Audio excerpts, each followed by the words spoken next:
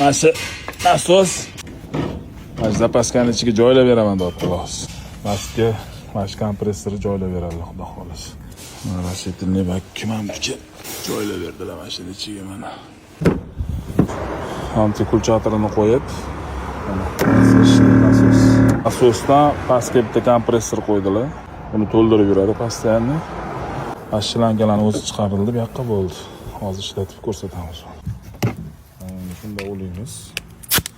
Shlanka 10 metrli shlanka bemalol tursa.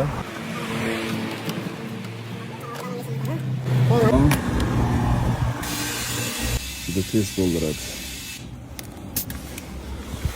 Yana olib kelib, ichiga shunday qilib qo'yiladi. Bo'ldi. Mana bo'ldi. Oldin mana nasosdan foydalanganmiz. Bu endi alohida joy egallaydi. Ochib, buni olib borib akkumulyatorga ulab, keyin urib, yana yig'ib bunga solib, mana shunday qilib yurardik. Mana eng optimal ixcham variant.